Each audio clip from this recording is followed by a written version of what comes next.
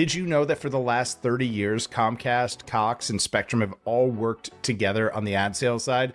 Well, whether you did or didn't, today's conversation is going to explain and teach you about exactly what that means for you as an advertiser, what that means for you as an ad seller, because today's conversation is with Seth Mittman. Seth is the VP of Integrated Sales at Ampersand. So Seth takes us through not only what his day-to-day looks like and the brands, the activation paths, the workflows, what those look like, but describes the coverage. What does the footprint look like? What does it actually mean in the broader context of advertising and streaming and my linear investment? That's what today's conversation is about. So if you're trying to figure those things out for yourself, it's the podcast for you. Enjoy.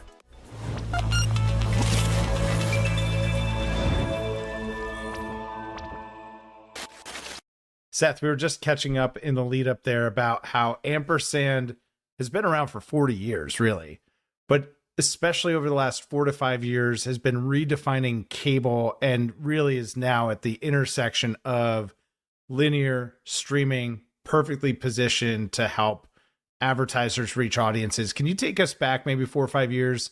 You said redefining cable. What did you mean by that? Yeah, I think, it's really more like, 8, 9 years at this point, more than 4 or 5. I think over the past 4 or 5 years, we've sort of, I don't want to say perfected it, but we've certainly gotten a lot better at delivering audiences at scale. But I think, you and I were talking, and I think one of the things that, people might not understand is that we have been around for, a very long time.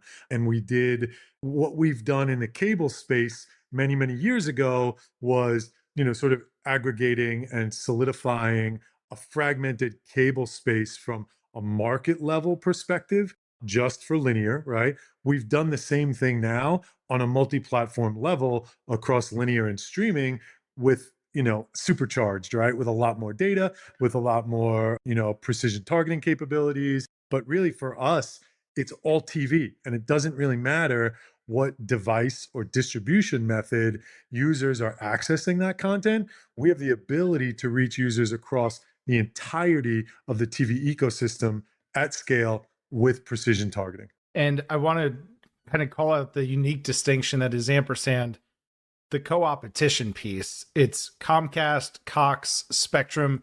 You're essentially like the advertising sales arm for those three companies. Is that a fair way to capture Ampersand?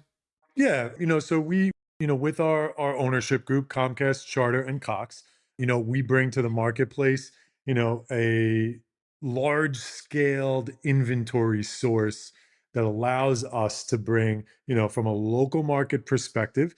Now there's also local regional, which we don't handle, but from a national sort of spots and dots perspective, the local regional, local perspective, and then also nationally, right? We have the ability to, run across not only live sports, but addressable advertising from a full footprint basis as well.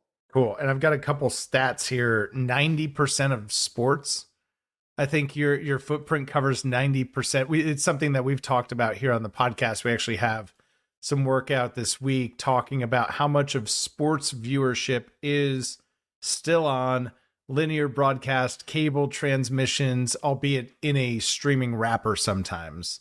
Can you break that apart? Like, one, what does the Ampersand sports footprint look like? And then two, how do you have that conversation with advertisers? How are you helping educate? Yeah, I think sports is an interesting one, right? It's sort of the last appointment TV, if you will, right?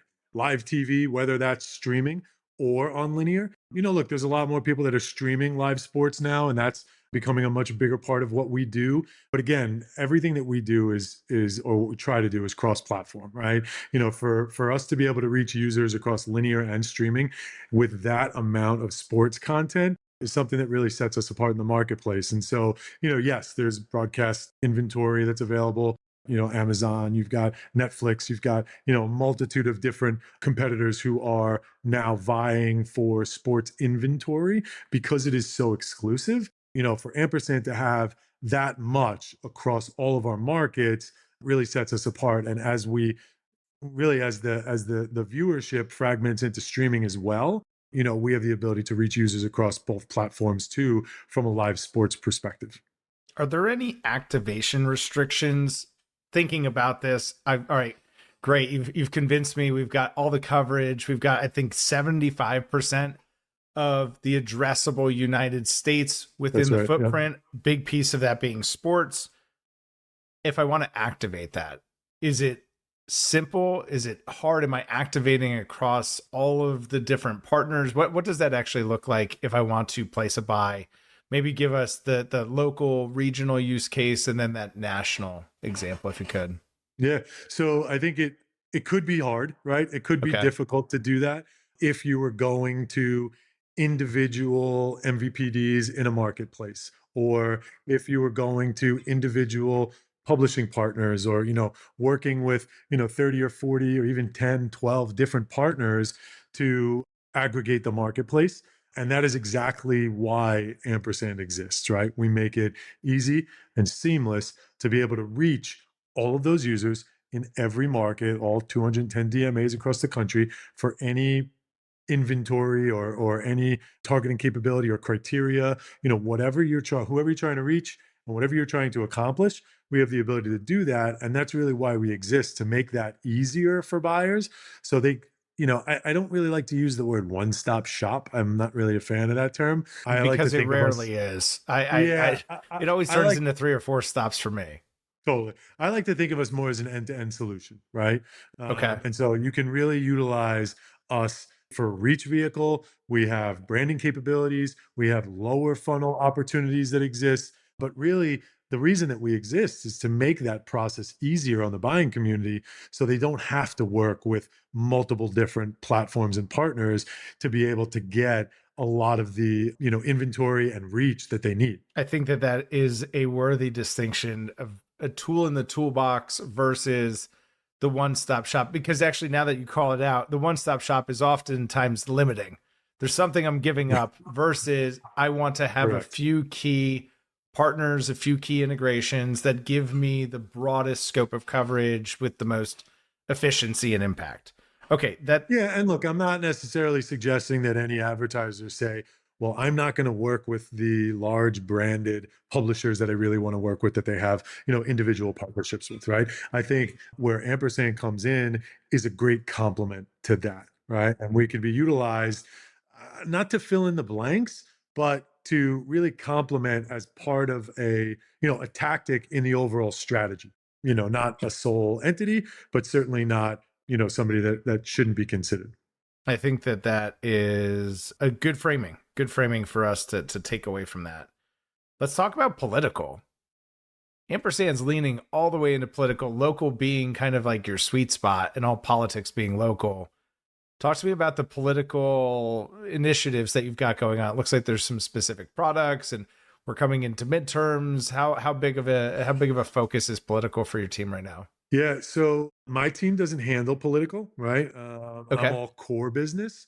cool. However, Ampersand has always done a pretty big political business in the local markets, as you suggested, right? But we are now entering into, more of a programmatic activation and execution with our political business. And, with the midterms coming up, certainly there's always local opportunities that make more sense for us than really anyone else, because of the scale that we do have across individual markets. So our political business has always been, when it was just linear, and now even more so with linear and streaming, a very big part of what we do. Cool. I don't want to push too hard then on the political stuff. I think we can all kind of get that for ourselves. Talk to me about the core business. What is the core business? What does your day to day look like, Seth? Yeah, core business is basically everything but political, right? Okay. So you've got, all of our core advertisers, holding companies, independents, et cetera, et cetera. My day is, pretty different every day, right? I think, there's opportunities for us to sort of educate people that don't know who Ampersand is, either on the independent side or either from a client perspective. Look, everybody knows who Comcast is. They know who Charter is. They know who Spectrum for Cox is, right? But when it comes to Ampersand being sort of the unifier of all of those MVPDs, we're not necessarily a household name, right? We don't have an app that you can go to from a streaming perspective, but we are sort of the backbone of the inventory and the aggregation of viewership insights across all of our MVPDs to bring to the market. And so it's education. It's also trying to figure out solution based opportunities for clients, as I mentioned before, who are they trying to reach and what are they trying to accomplish are the two best questions that I could get answered in any meeting, because we can go back and figure out what it is that they need and what solutions we have across our entire portfolio, whether that is an addressable execution, whether it's streaming only, whether it's linear, whether it's a complement of all three, various different opportunities that exist within the lines of business of Ampersand. But, it's pretty different every day for sure. I'm sure it is. The MVPD, it's an acronym that we've discussed here before. How do you simply define it? You're at a barbecue with friends and family. How do you make it make sense to someone that's not in the industry? Yeah, well, I'm certainly not going to use multi-video program distributor, right? You're not getting a second burger. Yeah, it's the cable company, right? And that's how people understand it. I mean, look, I've been in this business for 30 plus years now, right? And and my mom still has no idea what it is that I do or how to define it, especially once I moved into streaming. But yeah, it's the cable provider, and that just opens up understanding, outside of our industry, right? It opens up an understanding of who you're trying to talk about, or what company or organization you're referring to. Cool. Are there any interesting trends that you're seeing within the core business? Any categories that have really leaned into this, or creative strategies, maybe things that have surprised you that you're seeing? I don't think that I'm surprised by much anymore, if I'm being 30 years. honest. Yeah, that's Right? true. That's Yeah. fair. Look, I think the fact that sports and streaming is becoming such a bigger part of what everyone is doing and looking for. Again, I think it's because of that live content, right? You've got a lot of data driven attributes, you've got a lot of measurement capabilities and attribution opportunities that exist, right? Everybody's trying to get smarter about their buys. However, within the live sports area, it's just content, right? And people want to align with that content. So it's sort of throwing it back to, the way it used to be. Of course, everybody wants to deliver and they want to, learn more and be smarter from their buys. But at the end of the day, it's really about aligning with that content. And there's so much viewership out there when it comes to live in-game sports. We're fortunate that we have not only the linear capabilities, but the streaming as well. Let's spend a few minutes to talk about sports. Do I have to buy it on a big guaranteed basis? Is there flexibility? Can I activate programmatically? What are some of the common questions that you get around sports advertising? Maybe we could answer a few of those today. Yeah, programmatically, right now we don't offer that. I mean, you can access, inventory on a programmatic basis from, any DSP. You can go get inventory here and there, but again, it's at aggregate, right? It's at scale, what really makes it impactful. For us, we're not at the point yet where we're activating on a programmatic basis. We've got pockets of that, but it's really not, the meat of it is really still on a direct IO basis. But when we talk about the live in-game sports, we do have the capability to do a little bit of targeting, right? But run into scale issues at some point, right? And then, price can always be a factor. But, I think advertisers understand that for a premium product, CPMs are a little bit higher, and not necessarily because, Ampersand just charges that, right? I mean, I think it's commensurate with the marketplace, but, there are limited opportunities when it comes to live sports, right? We don't require you to buy upfront guarantees on live sports. Would I like to get to that point? Sure. But I think really for me, what's most impactful is being able to run cross-platform opportunities, linear and streaming, for an advertiser that can buy individual game opportunities, run their spots on linear, run the same on the streaming platform, and really, hit both audiences that they may be missing one or the other place. So it's really more about trying to get advertisers to understand, that cross-platform is really what we're looking for at the moment. But no upfront guarantees for us in the live sports arena. We do and always have done a lot of, cable linear sports. And, over the past year or so, we've ventured into the live streaming. Being able to pair those up is something that really makes sense for the advertiser. You've been at this for the better part of 3 decades, and you've seen it all. What are you most excited about? I think I'm most excited about the convergence of linear and streaming as that cross-platform opportunity, right? You can read the trades Everybody can say that, cable is dying, right? It's not. And for us, the fact of the matter is eyeballs are shifting from one screen to another. And really what excites me most about being an Ampersand is the fact that we have those subscribers. And again, it doesn't matter what device or distribution method they're, trying to consume content. We can reach them both on the linear screen. We can reach them on the CTV device, mobile, tablet, what have you. It doesn't matter.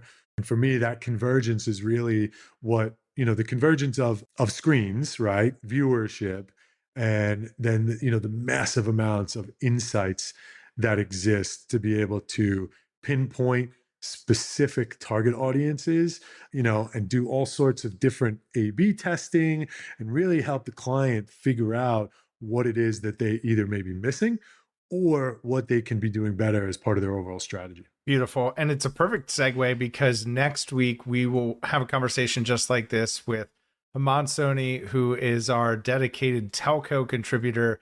And he's got some insights about what's going on in that side of the world, specifically about user data, about how telcos are using what they know about consumers to create more leverage for themselves. So Seth, thank you so much for being here. If folks want to get in touch with you, where should they go? Seth.Mittman@ampersand.tv. Feel free. I'm always available, but certainly appreciate the time. Great to be here. And, let me know if you need anything else. Absolutely. We will certainly have more conversations like this. I think there's going to be a lot to talk about later in the year. So Seth, thanks for getting us started here in part one. Thanks, Tim. Appreciate it. Absolutely. If you found this conversation to be helpful, please share it with a colleague or a client. Start a conversation yourself today, and we'll see y'all next time.